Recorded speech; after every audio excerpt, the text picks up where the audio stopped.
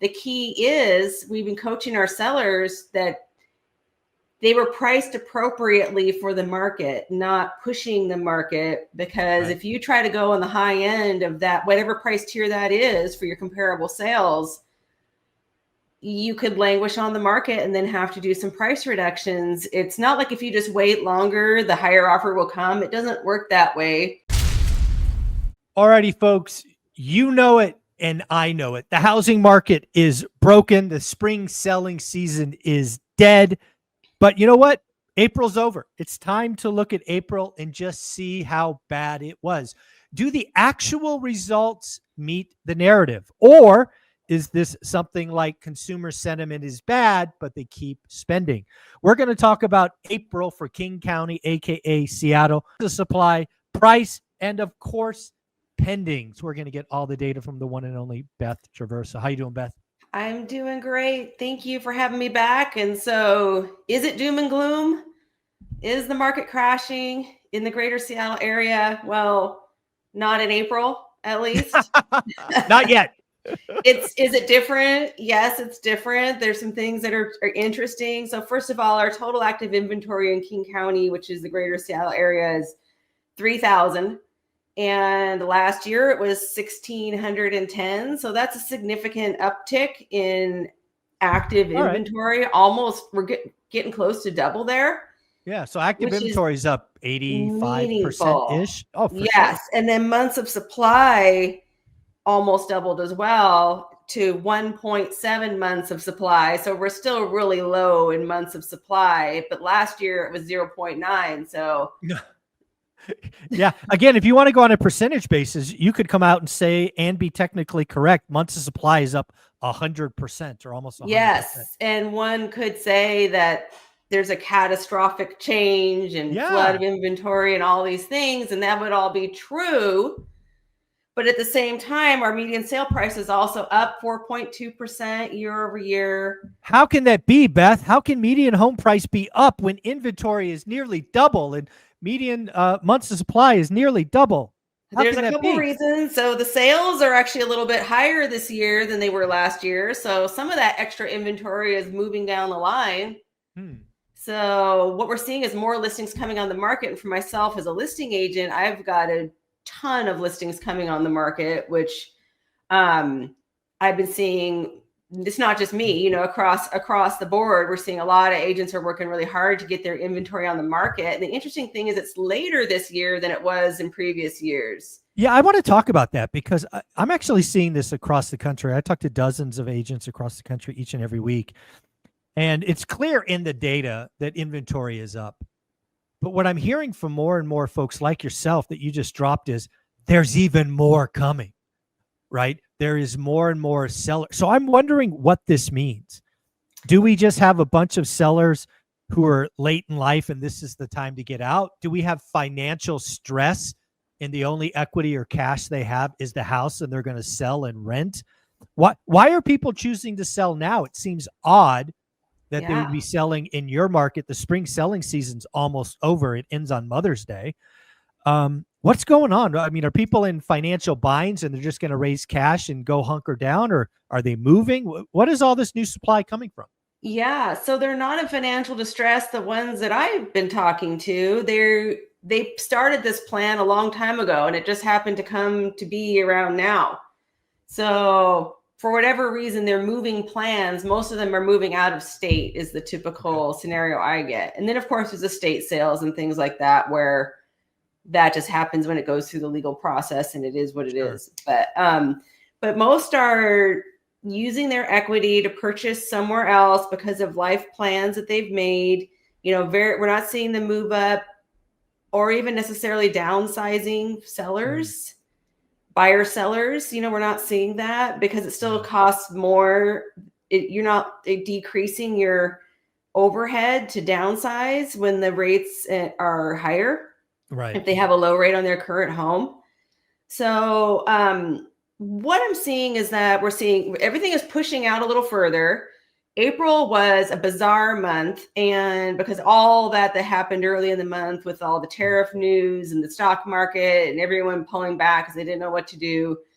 And the sales data that we're looking at today doesn't reflect all of that, because a lot of those sales are still pending. So True. And so I think a lot of what happened we're going to see a lot that's going to roll out in the May numbers. So I'm really curious to see what happens with that. And also we're seeing more inventory coming on in May. We might start to see that start to pull away a little bit with more inventory in May. I wouldn't be surprised at all if that's what we end up seeing.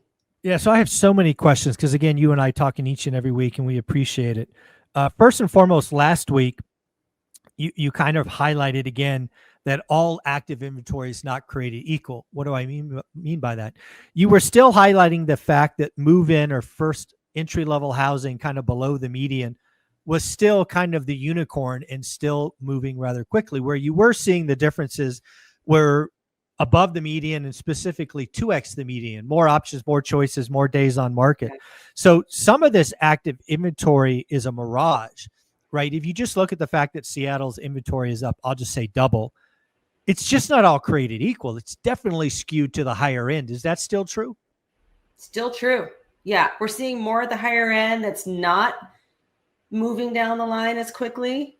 Right. More listings than I've seen in a long time at that luxury level, and not that many sales. I mean, it all depends on where it is, et cetera, but sure. And what it is.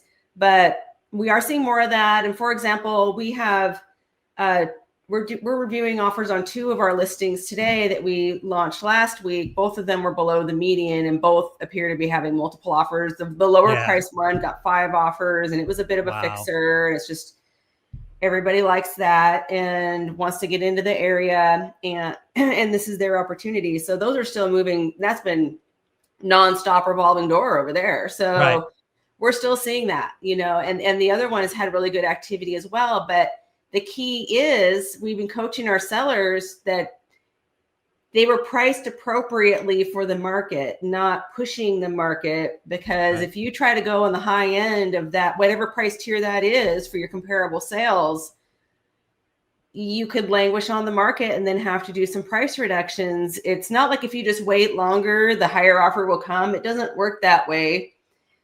The longer you're on the market, typically the lower the ultimate price is. Well, look at you and what you look for. If something's longer market time, we come in with the lower offers and ascertain how motivated somebody is. But what we're trying to do is stay ahead of it. Mm-hmm. And the ones that are prepped really well and priced really well are selling quickly. Yeah. The ones that are not are sitting around and not moving. And those are your opportunities. This is why headline numbers, scary stats are so dangerous. Because again, we have a broken housing market. The story hasn't changed for 3 years.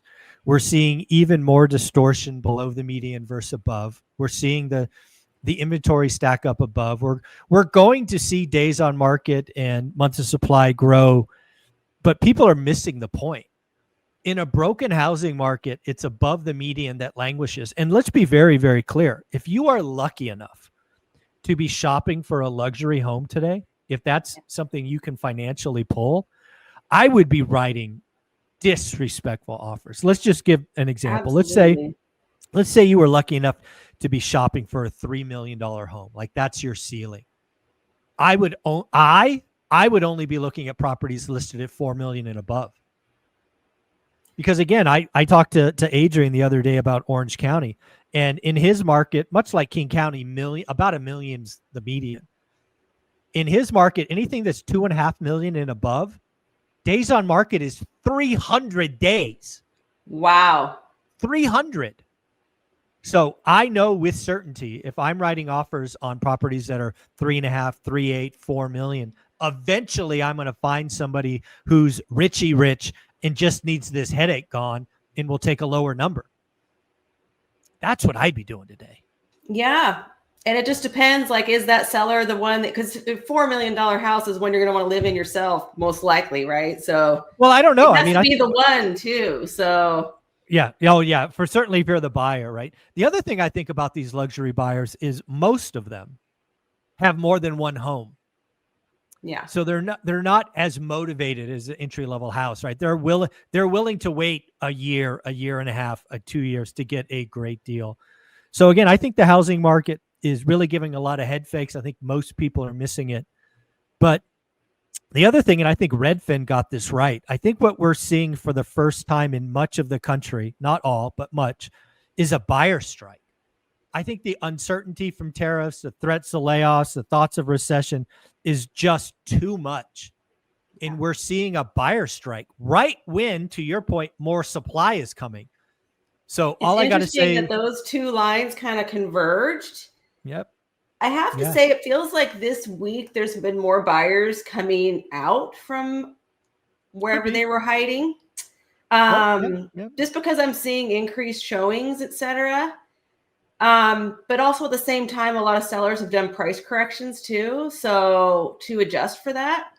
Yeah. And maybe that's starting to bring more of them out. But that said, there are some that are just going to wait this thing out, whatever that means, especially if they're not particularly motivated or need to buy a house. So there's always going to be those folks that need to buy. And they, technically nobody has to buy. They can always rent or whatever. But like people that want to get into a home before summer start in our market, when the weather gets nice and school is out, people are gone.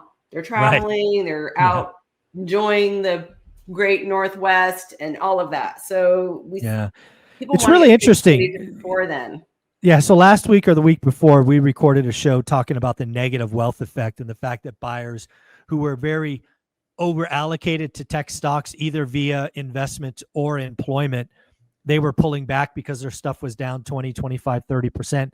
A lot of that had bounced back. So it's not surprising to me that some of those buyers come back, because what I've seen historically is, let's say you work for a tech company, you're shopping for a home, your stock tanks 30%, and then it comes back, 25% of that.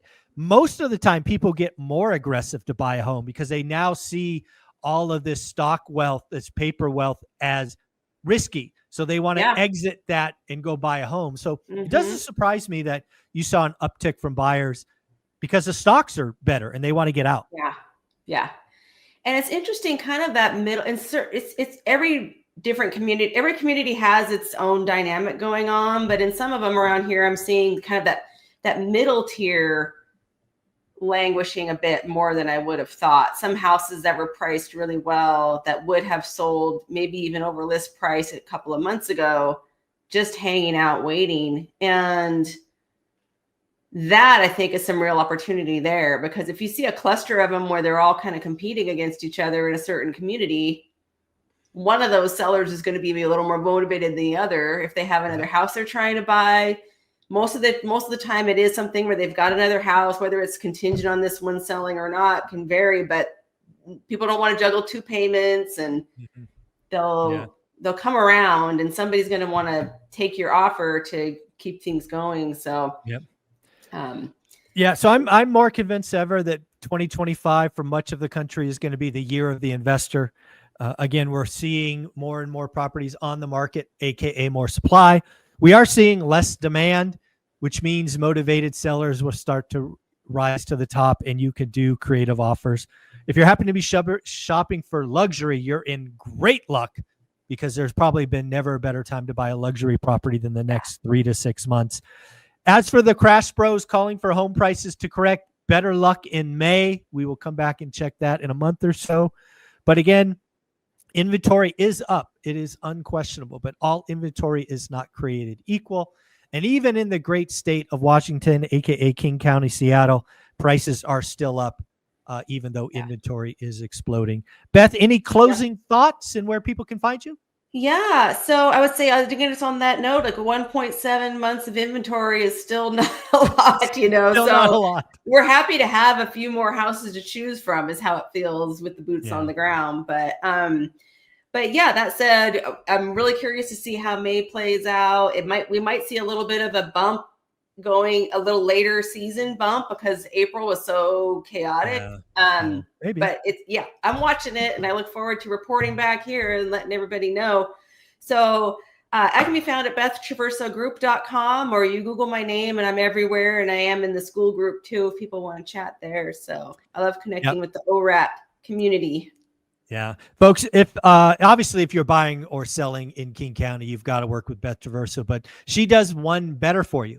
If you are shopping or buying anywhere else in the country, you can reach out to her. She will trust her Rolodex and find you another top 1% agent. So please look her up, ask for referrals. She is amazing. And thank you for being a part of school. Have a great day. Thank you. You too.